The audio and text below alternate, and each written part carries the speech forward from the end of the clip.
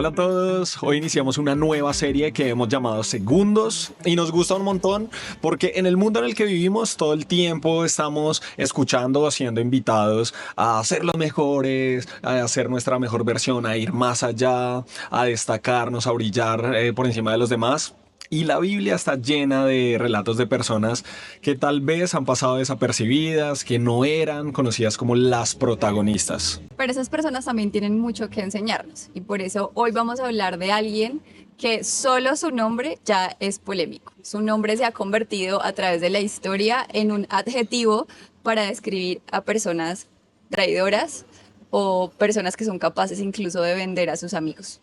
Así es, hoy vamos a hablar de Judas, pero no de Judas o el famoso Judas Iscariote que vendió a Jesús y traicionó a su amigo. Vamos a hablar de otro Judas, uno que muchas veces pasa desapercibido, pero que escribió una carta de la Biblia que lleva su nombre. Alguna de las pocas cosas que sabemos de este Judas es que era hermano de Jacobo o de Santiago. Y a su vez sabemos que Jacobo era hermano biológico de Jesús. De hecho, en Mateo 13:55 nos dice la Biblia, hablando de personas que estaban refiriéndose a Jesús: ¿no es este el hijo del carpintero? ¿No se llama su madre María y sus hermanos Jacobo, José, Simón y Judas? Por estos versículos y por la misma presentación que hace Judas de él en la carta diciendo que es hermano de Jacobo, es que podemos concluir que Judas también era hermano biológico de Jesús. Y que muy seguramente él no se presentó así cuando escribió la carta, pues algunos académicos piensan que pudo ser por humildad, como por decir, bueno, o sea, yo no soy simplemente el hermano de Jesús, Jesús es el Señor, no puedo simplemente presentarme así, pero también porque Judas, su hermano, no creyó en Jesús como el Mesías o como el Salvador que estaban esperando durante la vida terrenal de Jesús. De hecho, en el Evangelio de Juan 7:5 dice, ni siquiera sus hermanos creían en él. Entonces esa es una de las razones por las que podemos confirmar que ni Judas ni Jacobo, también llamado Santiago, sus hermanos creían en él durante su vida aquí en la tierra. Sí, entonces hoy vamos a contarles 3 razones por las que Judas, aunque es un personaje muy X, que ha estado como perdido, no solo en los relatos bíblicos, sino en la historia, tiene mucho para enseñarnos y vamos a explorar eso el día de hoy. Una de las cosas más importantes que aprendemos de la vida de Judas y del hecho de que exista una carta que él escribió diciendo que Jesús es Dios, que Jesús es el Señor, es que es una prueba muy poderosa de la resurrección de Jesús y de que Jesús era efectivamente quien él decía que era, el Mesías. Porque imagínense esto. Judas era hermano biológico de Jesús. No sabemos cuánto tiempo se llevaban en edad, pero seguramente jugaron juntos, crecieron juntos, compartieron la mesa juntos, tenían la misma mamá, se conocían como en esa intimidad que uno solo se conoce con la familia.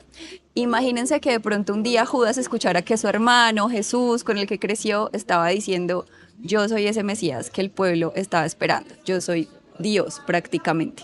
Seguramente para él como hermano debió haber sido muy extraño y debió haber sido como este tipo se enloqueció porque él no es Dios, él es mi hermano, es con el que yo crecí. Uno puede entender por qué los hermanos biológicos de Jesús no creían en él como Dios, porque era algo muy difícil de aceptar. Si ellos lo conocían era como su familiar. En Hechos 1:14 podemos ver que dice que los hermanos, María y los hermanos de Jesús, después de la resurrección, estaban en el aposento alto orando con los apóstoles. Entonces podemos entender que los hermanos de Jesús, después de que vieron que su hermano había muerto en una cruz, pero no se había quedado muerto, lo vieron después de haberlo visto muerto, lo vieron vivo, lo vieron andando y hablando otra vez con ellos. Y fue tan poderosa esa experiencia para ellos que después de eso ellos sí creyeron en él.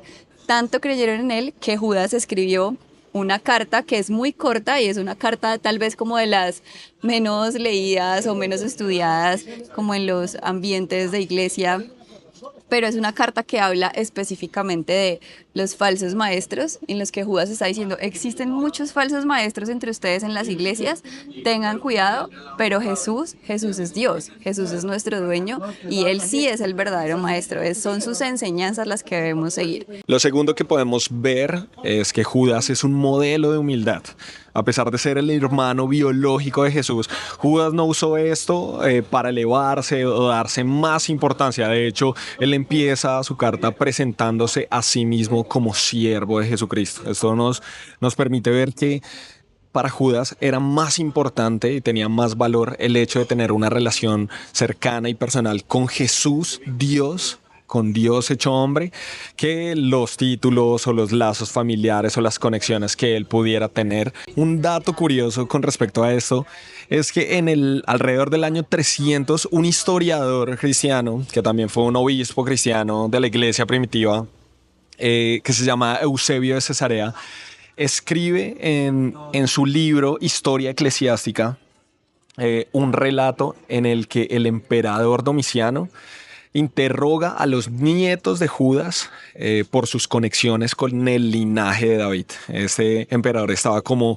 un poco preocupado porque estos nietos, que eran descendientes de Jesús y que eran descendientes del linaje de David, podían tener de pronto pretensiones políticas, pero lo que encuentra Domiciano en su entrevista es que simplemente los nietos de Judas eran campesinos humildes que sí, o sea, por el contexto de la historia, tenían una participación activa en la iglesia primitiva, pero que vivían como personas humildes y de bajo perfil. Y lo tercero que podemos aprender de Judas es que él en su carta invita a los lectores a defender la fe con firmeza, pero también con compasión y con gracia. En la carta él le dice a los lectores de varias iglesias de ese entonces, de la iglesia primitiva, les dice: entre ustedes hay muchos falsos maestros, con esos falsos maestros que solo piensan en sí mismos, que solo buscan sus propios beneficios, su propio bienestar, que quieren sacar provecho de las enseñanzas adaptándolas a sus propios intereses. Con ellos sean firmes, incluso sáquenlos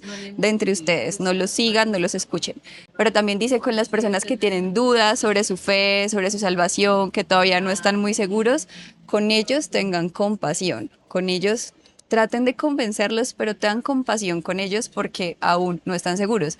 Y Judas lo dice precisamente porque él fue uno de esos que necesitó compasión. Judas creció con Jesús y aún así, viéndolo cara a cara, habiendo compartido la misma casa con él, no creyó en él como el Mesías, pero él recibió gracia de Dios después, cuando él se enfrentó ante una prueba irrefutable, cuando lo vio resucitado y dijo: ok, sí, este sí es de verdad es Dios porque venció a la muerte. Él experimentó la gracia de Dios que lo perdonó y le permitió creer y le permitió convencerse y ahí en adelante seguir su camino. Y así, con este personaje que escribió una carta de un solo capítulo, podemos ver que siempre tenemos mucho para aprender, aún con la vida de estos personajes que son súper secundarios. Cuéntenos abajo en los comentarios si este video les cambia un poco la percepción o la perspectiva sobre el nombre de Judas. Quédense porque vamos a seguir buscando más historias de personas secundarias y ver qué podemos escuchar y cómo podemos seguir buscando el susurro de su voz. Un abrazo a todos, gracias, chao.